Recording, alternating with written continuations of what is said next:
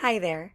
Today we're going to talk about emotional and behavioral disorders, which is a very wide spectrum of an eligibility for a student who would need an IEP for educational and possible behavioral and life skill supports. We're going to be exploring what an emotional or behavioral disorder is, commonly referred to as an EBD. What does it look like and what causes it? The different determination criteria that allows schools to correctly identify and provide services, effective teaching strategies to make sure that your EBD students are getting access to an appropriate education that will enrich their knowledge and allow them to graduate high school and go on to post-secondary goals.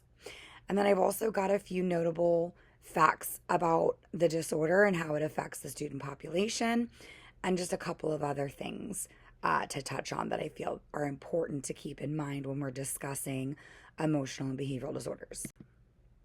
So first we're going to talk about what it is, because the name emotional behavioral disorder might bring to mind specific images in our heads. And it's really important that when we are looking at children's paperwork and information, that we're keeping an open mind, because especially when we first receive a student into our classroom and we're reviewing an IEP or a BIP, which would be a behavioral intervention plan, which is a common supplemental service that children get when they do have EBD as their eligibility on their IEPs, that we're keeping an open mind and we're not forming preconceptions about what that student will be like to teach, how they will behave, if they will be difficult.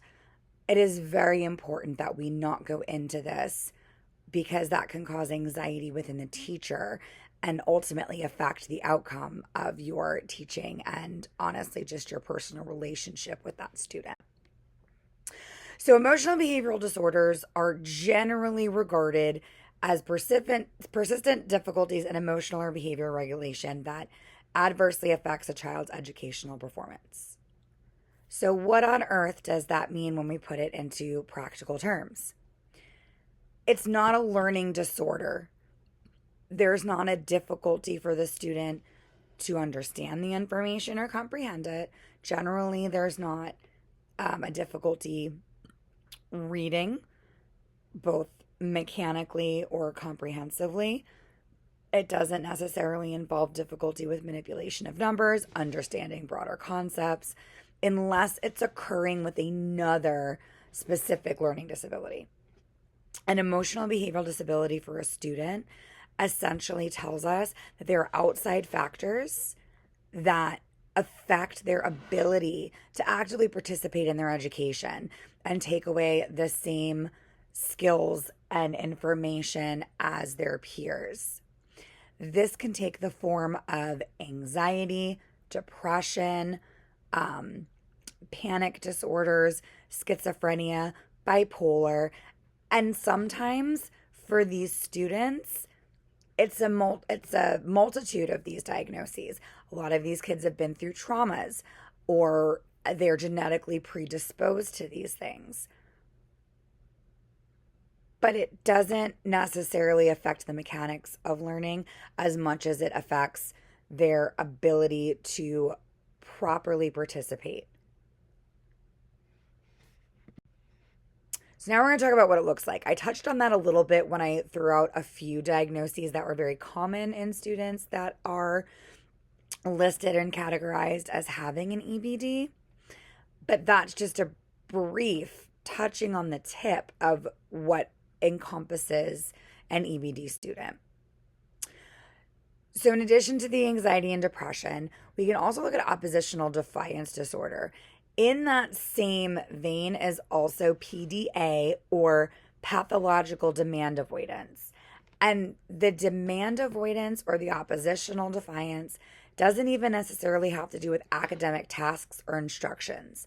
Sometimes the students negatively respond to any kind of demand that is placed if it is presented in such a way that they feel like they are being forced or they don't have control of how they are to behave and participate. Conduct disorders a lot of times will have to do with a student's difficulties in complying with social rules and regulations, as well as complying with school procedures, whether it's because they have impulsivity issues, they get frustrated easily, or they just have such a hard time focusing that they don't have any motivation to actively participate. This disorder, as I said previously, is a large spectrum and encompasses not only a wide range of diagnoses, but it also encompasses a wide range of symptoms and how it's presenting in each student. Just like it is commonly said that if you've met one person with autism, then you know one person with autism, implying that it is a spectrum. And just seeing one person does not give a complete picture of how this affects everyone.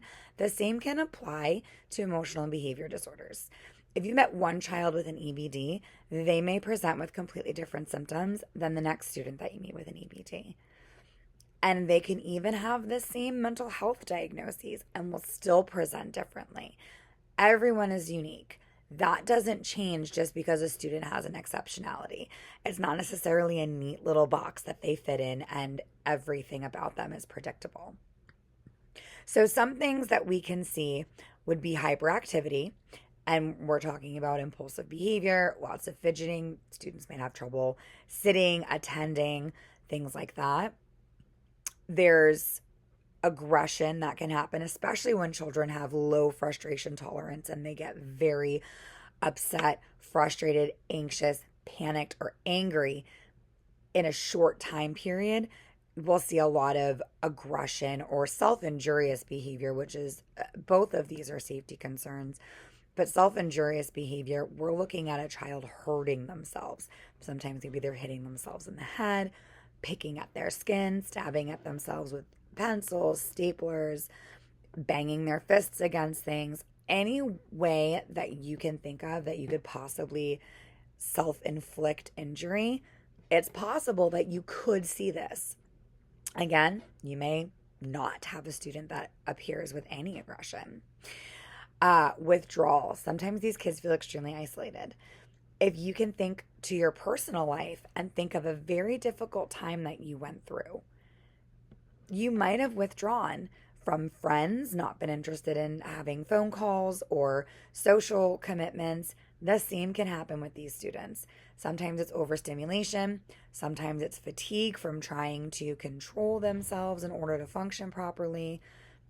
The causes can vary, but it is something that we need to look for, especially if they're not interacting with peers or they have trouble working in pairs or groups because of their withdrawal. Immaturity. You may see lots of acting out that you would expect from a younger chronological age.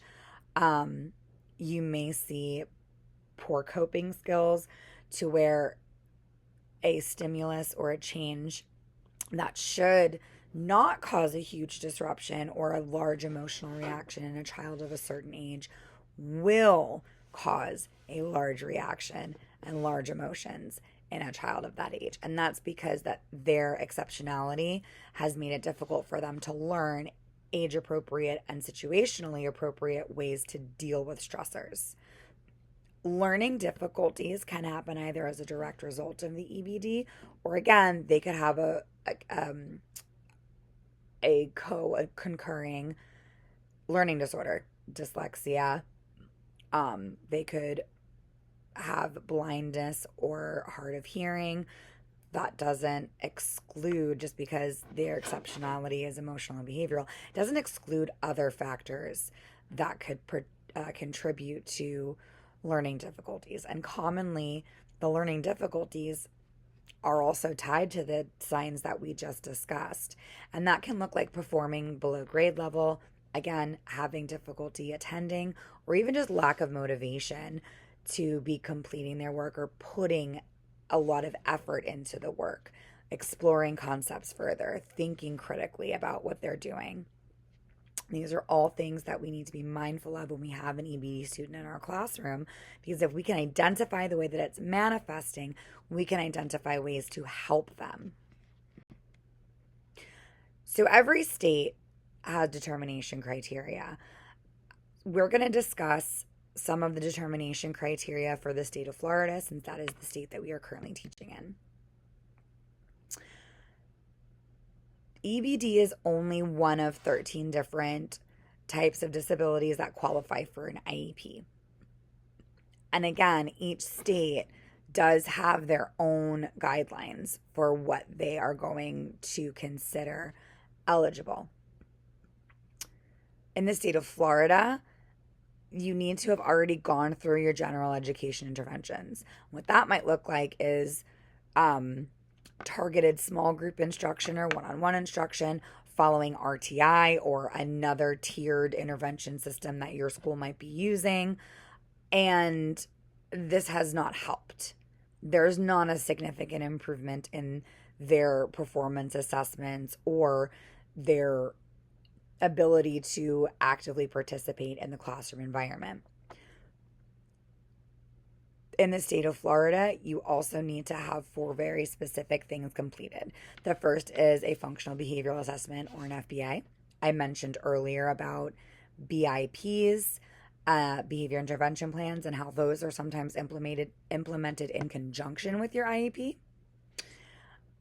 These have to be very specific. They have to identify the behaviors, define the behaviors, define the environments that we most commonly see those behaviors, and the presumed function of the behavior. We can never be 100% sure what the function of a behavior is, but all behavior is communication. So they may be communicating that they are trying to gain access, that they wish to avoid a task, that they want attention from us, or they might just participate in a behavior because it feels good for them, whether that be a release of anxiety, whether it give them some kind of sensory input. But we can only assume or hypothesize based on our information and the data that we collect. We're also going to need to look at a detailed social or developmental history, including medical history and family input. As I stated earlier, some students who have been identified as having emotional or behavioral disorders could have a history of trauma, could have a history of traumatic brain injuries, could have a history of unstable home lives where they move frequently and they've never been in a school long enough for their learning difficulties to be identified, and that has now caused behaviors, lack of motivation, anxiety, and depression because they do not feel confident and they are not happy with their own level of participation and success in school. A psychological evaluation by a licensed professional must also be conducted, and this needs to assess both emotional and behavioral functioning and identify any contributing factors that could point us in the direction of a mental health diagnosis that would support an EBD identification. We also need to gather plenty of data. If there's no data, it didn't happen. Our data needs to be multifaceted and it needs to be objective. Strictly relying on opinions of education professionals is not beneficial, and it does not produce reliable results. So we're going to want to take a look at academic performance data, and we're going to want to include trend tracking. We want to see if they are learning steadily, if they're not learning steadily, how far below grade level are they? Are there specific areas that they struggle more in? Are there specific kinds of tasks that they struggle with? We want to look at all of that. We also want to look at any behavioral data that's been gathered, anything that we've identified during our tiered process, anything that we've identified perhaps by a school that has PBIS, any kind of behavior tracking that's gone through there. We want to look at possible referrals or disciplinary files that the student might have and see if the behavior is consistent or if they're getting in trouble for different things. And we want to look at all of these in a holistic manner and look at the relationship between the two. So once we've understood that we have a student that has EBD, once we are educated on what an EBD is, once we know what to look for, and once we know what the eligibility criteria is, so that if we have a student we suspect of having EBD, we can then follow the steps to get them the supports they need. We now have to look at how we're going to educate these students, because again, they're entitled to an appropriate education that is going to benefit them and propel them toward goals.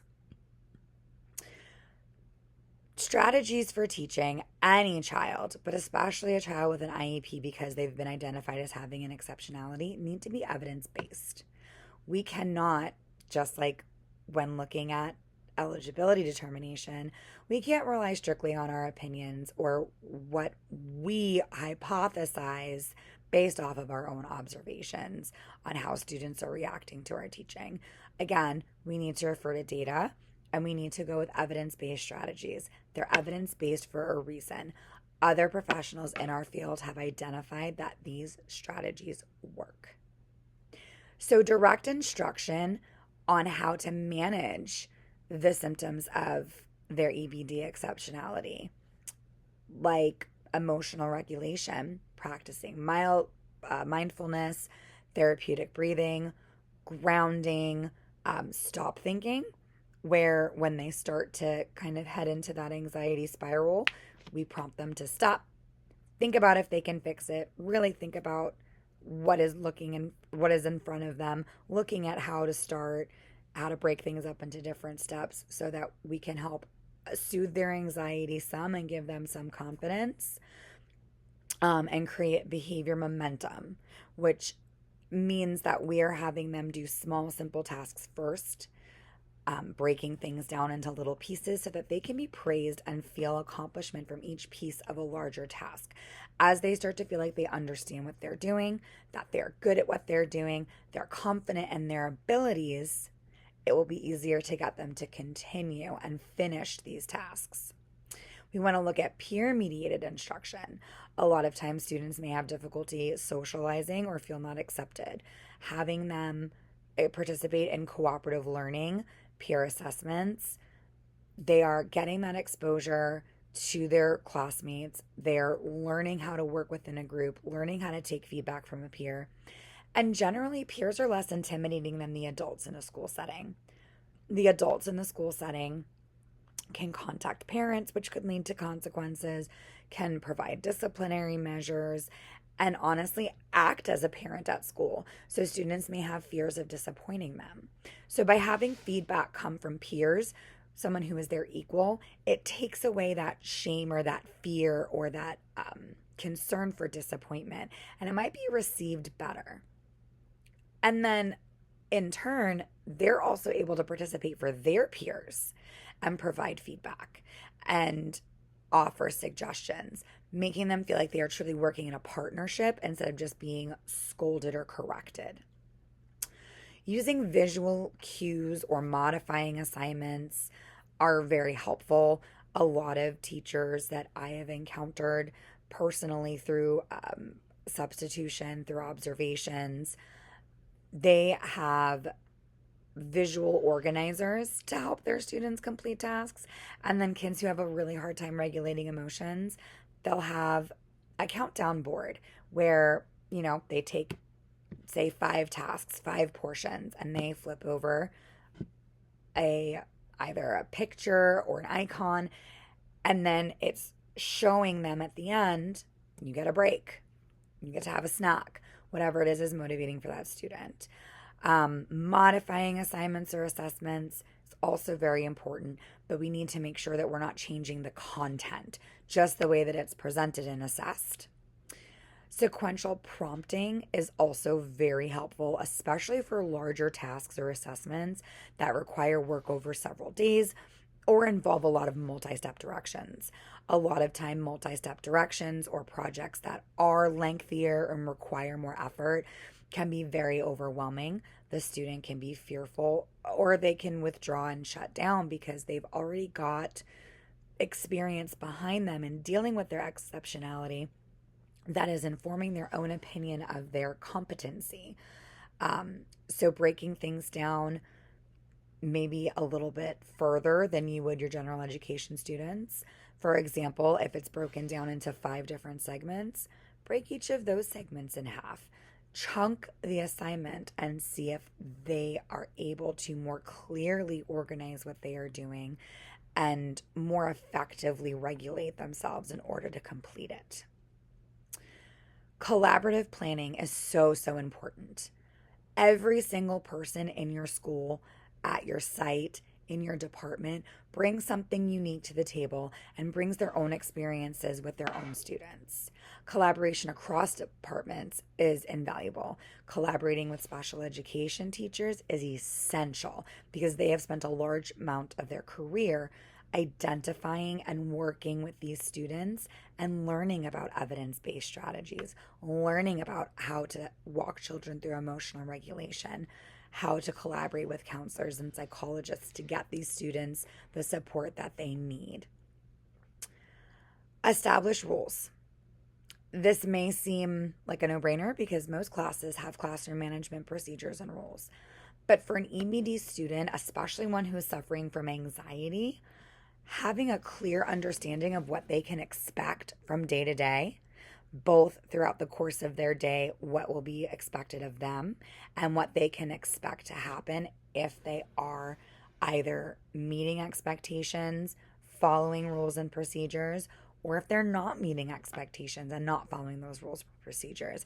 It takes the guesswork out. It can keep them from going to doomsday scenarios, having thought spirals, or completely shutting down because they can't imagine the different possibilities and it's fearful for them. Make sure these are in writing. That's going to go again to the visual cues. Most classrooms do have procedures, at least that I've seen, on the walls, rules, expectations. Schools that use systems such as CHAMPS, for example, will have the expectation for different activities through the day that they're able to clearly identify. Again, visual cues can be very helpful because it can help redirect the student to exactly what they need to be doing. It's very important that these are referenced over and over throughout the school year, and it's very important that we stay consistent with how we're applying these rules, how we're providing consequences, and how we're providing praise, reinforcement, and rewards when students are meeting expectations and doing the right thing within the classroom. So in the course of my research, I've learned some very interesting things about students with EBD. In the past, I've done a lot of research and coursework on dyslexia. And personally, I spent years of my paraprofessional career working with students with all kinds of exceptionalities in all kinds of environments, ranging from general education or self-contained in a middle school level. I've worked in specialized autism programs in elementary school, and I worked for a severe affected needs program in a high school where a lot of what we focused on was life skills, emotional regulation and management, and practical skills that they could use either in sheltered employment or if they move on to a group home or supported living after they age out of high school. So one of the things that I've seen is that students with EBD have the highest rates of school suspensions compared to other exceptionalities. This seems like it would be a no-brainer, but it is also very troubling because the students that we're identifying, by identifying them with this exceptionality, we are acknowledging that we can't hold them to the same standard that we would hold a student that has not been identified as EBD and maybe perhaps instead has autism or a specific learning disability or a global delay. We've recognized the fact that their emotions and their behavioral responses are not typical and require extra support, and yet they are being punished at a greater level than their special education peers. So it's almost like, yeah, we know you're having trouble, but tough. Fair is fair. Other kids would be suspended for this. You're being suspended for this as well.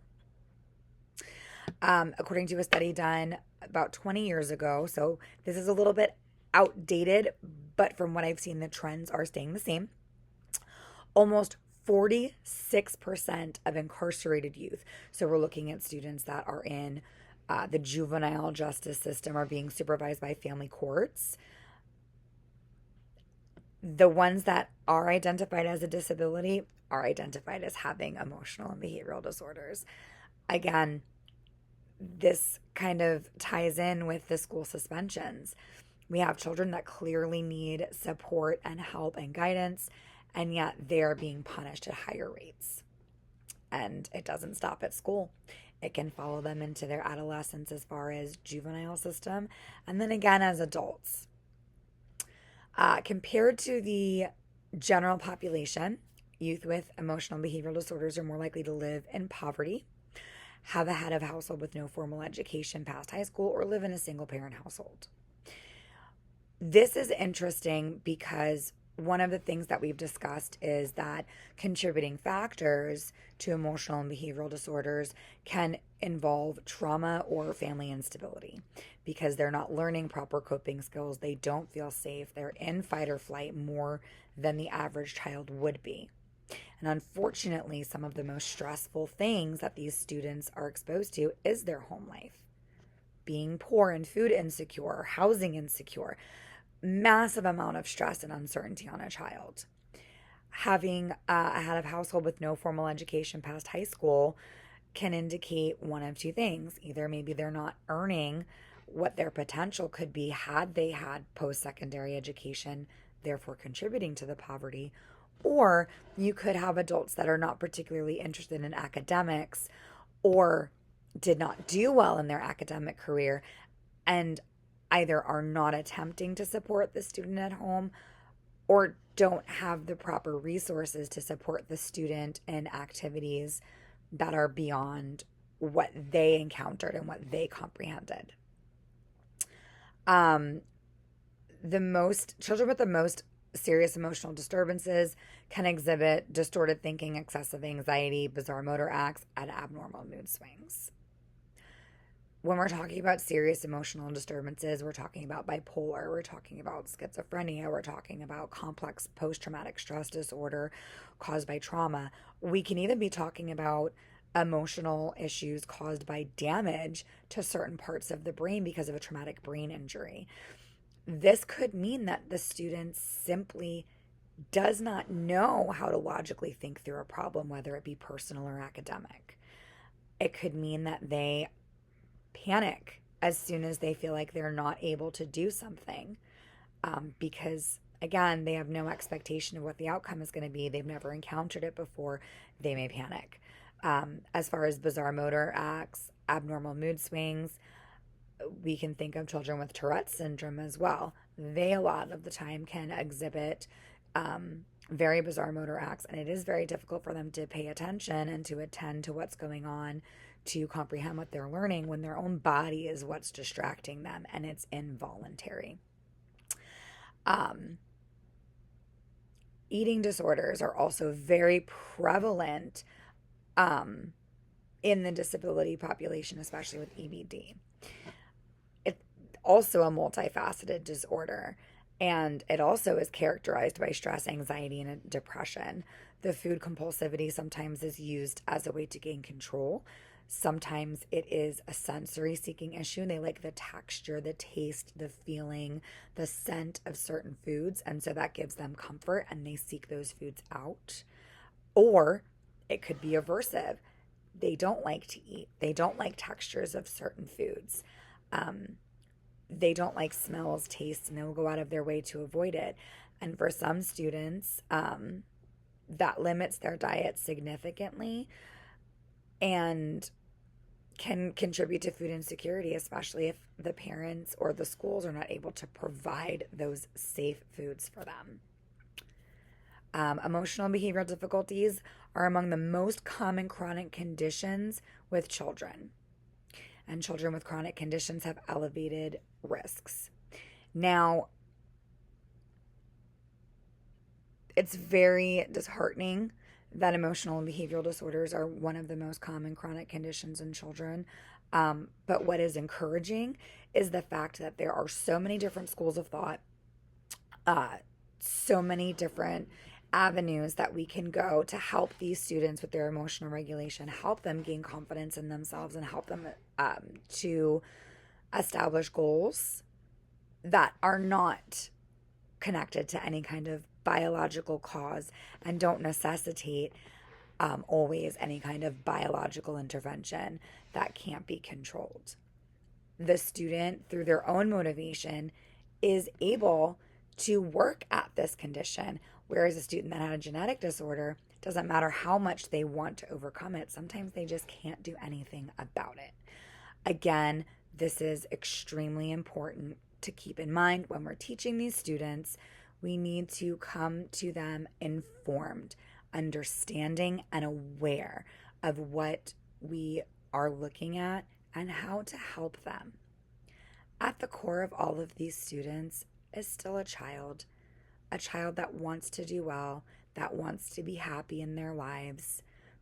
And the best way to support them is by educating ourselves, using evidence-based practices, seeking out other professionals to help guide us or provide direct support to those students, and making sure that we as educators doing everything possible to make sure that they feel safe, secure, and confident in their abilities. Thank you for your time.